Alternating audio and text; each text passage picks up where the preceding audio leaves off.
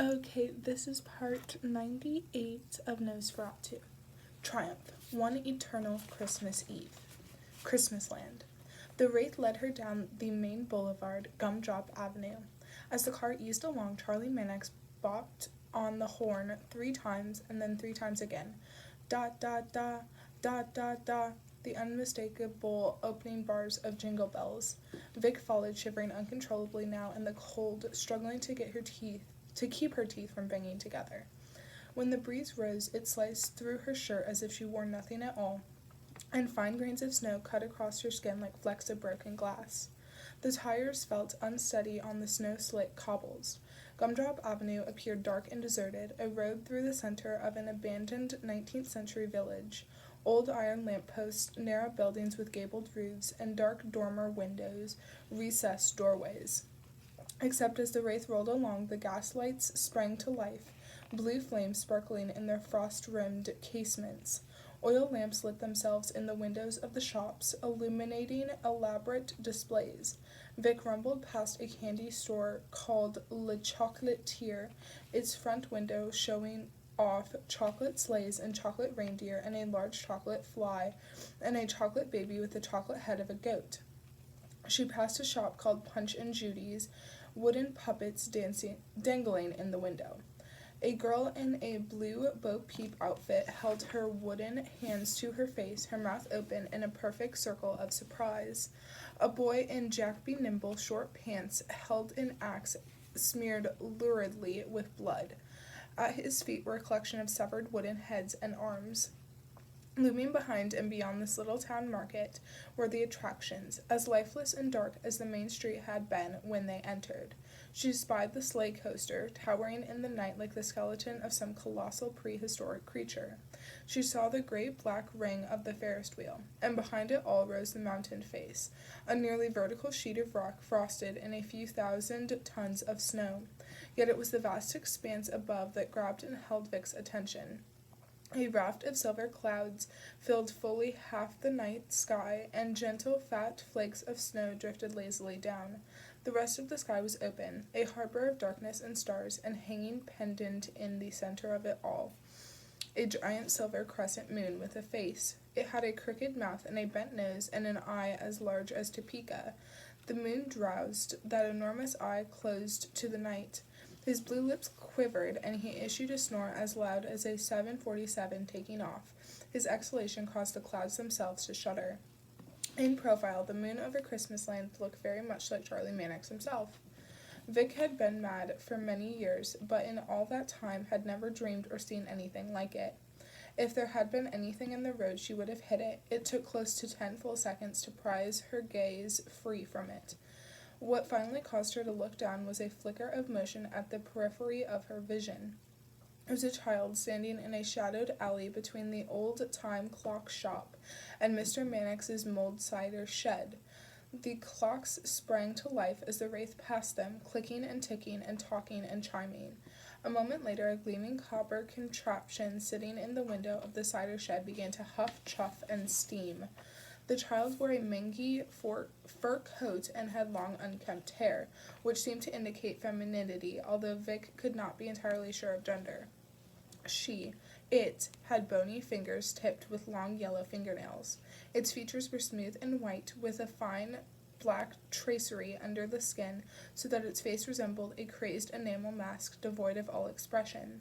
The child, the thing, watched her pass by without a word. Its eyes flashed red as a fox's will when reflecting the glow of passing headlights. Vic twisted her head to peer back over her shoulder, wanting another look, and saw 3 children emerging out of the alley behind her. One appeared to be holding a scythe. 2 of them were barefoot in the snow. This is bad, she thought. You're already surrounded. She faced forward again and saw a rotary directory directly ahead, which circled the biggest Christmas tree she had ever seen in her life. It had to be well over 120 feet tall. The base of the trunk was as thick as a small cottage. 2 other roads angled off the great central rotary, while the remaining portion of the circle was lined by a hip-high stone wall that overlooked nothing. It was as if the world ended there, dropping away into endless night. Vic had a good look as she followed the wraith part way around the circle.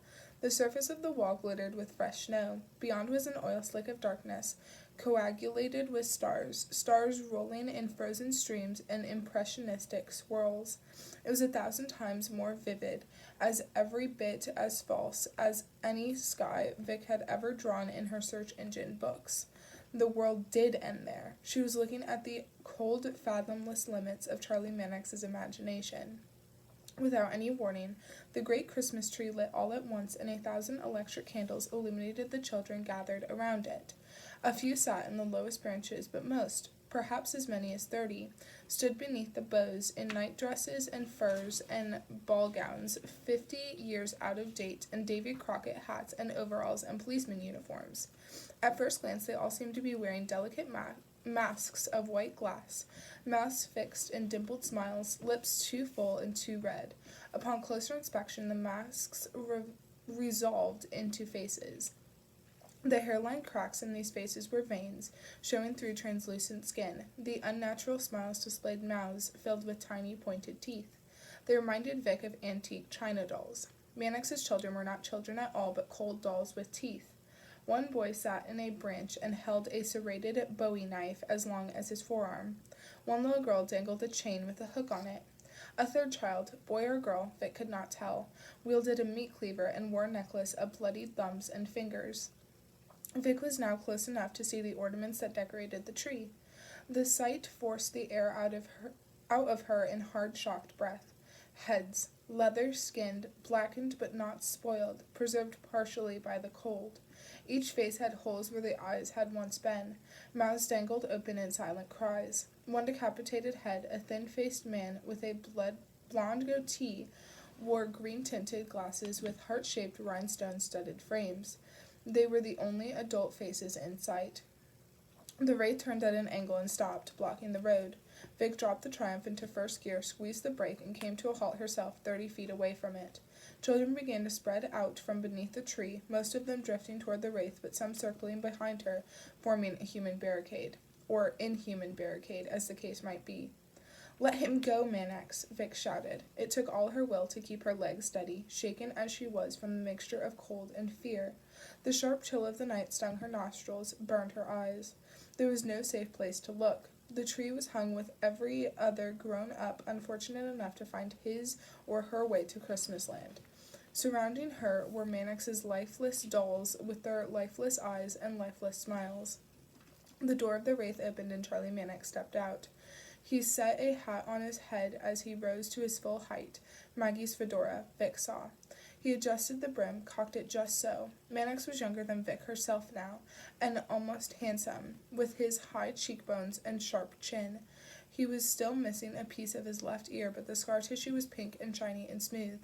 His upper teeth protruded, sticking into his lower lip, which gave him a characteristically daffy, dim-witted look.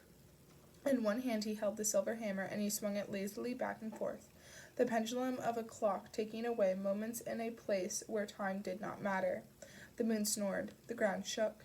He smiled at Vic and doffed Maggie's hat in salute to her, but then turned to look upon the children, who came toward him from beneath the branches of their impossible tree. The long tails of his coat swirled around him. "Hello, little ones," he said. "I have missed you, and missed you. Let's have some light, so I can look at you." He reached up with his free hand and pulled an imaginary cord dangling in the air.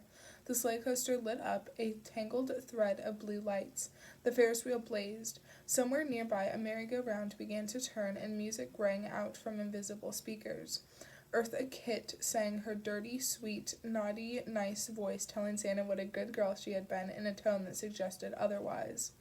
In the bright carnival lights, Vic could see that the children's clothes were stained with dirt and blood. Vic saw one little girl hurrying toward Charlie Mannix with open arms. They were bloody handprints on the front of her tattered white nightgown. She reached Charlie Mannix and put her arms around his leg. He cupped the back of her head, squeezed her against him. "Oh, little Laurie," Mannix said to her. Another slightly taller girl with long, straight hair that came to the backs of her knees ran up and embraced Mannix from the other side. My sweet Millie, he said.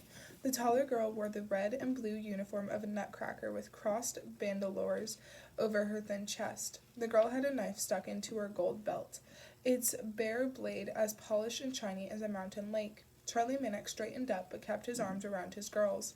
He turned to look at Vic, his face tight, shining with something that might have been pride. Everything I have done, Victoria, I have done for my children, Charlie said. This place is beyond sadness, beyond guilt. It's Christmas every day here, forever and ever. Every day is cocoa and presents. Behold what I've given my 2 daughters, the flesh of my flesh and the blood of my blood, and all these other happy, perfect children. Can you really give your son better? Have you ever? She's pretty, said a boy behind Vic, a small boy with a small voice. She's as pretty as my mother. I wonder how she'll look without her nose, said another boy, and he laughed breathlessly. What can you give Wayne besides unhappiness, Victoria? Charlie Mannix asked. Can you give him his own stars, his own moon, a roller coaster that rebuilds itself every day in new hoops and loops, a chocolate shop that never runs out of chocolates, friends and games and fun and freedom from sickness, freedom from death? I didn't come to bargain, Charlie, Vic yelled again. It was hard to keep her gaze fixed on him. She kept glancing from side to side and fighting the urge to look over her shoulder. She sensed the children creeping in around her with their chains and hatchets and knives and necklaces of severed thumbs.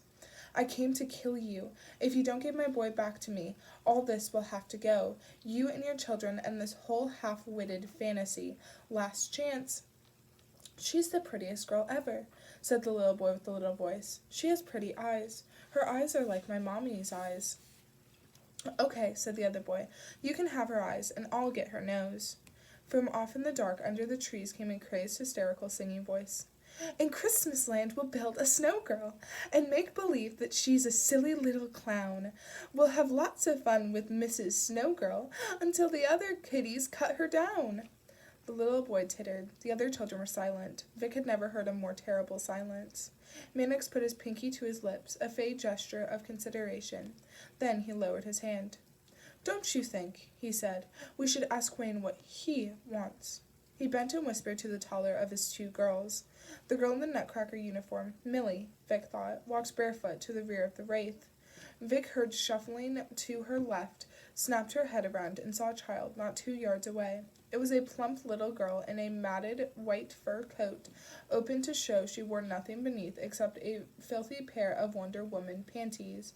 When Vic looked at her, she went perfectly still, as if they were playing some demented game of red light, green light. She clutched a hatchet. Through her open mouth, Vic saw a socket filled with teeth. Vic believed she could discern 3 distinct rows of them going back down her throat. Vic looked back at the car as Millie reached for the door and opened it. For a moment, nothing happened. The door yawned with luxuriant darkness. She saw Wayne grip the edge of the door with one bare hand, saw him put his feet out. Then he slid down from the seat and out onto the cobblestones.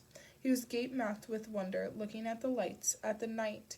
He was clean and beautiful, his dark hair swept back from his terribly white brow, and his red mouth opened in an amazed grin. And she saw his teeth, blades of bone in sharp, delicate rows, just like all the others. Wayne, she said. Her voice was a strangled sob. He turned his head and looked at her with pleasure and amazement.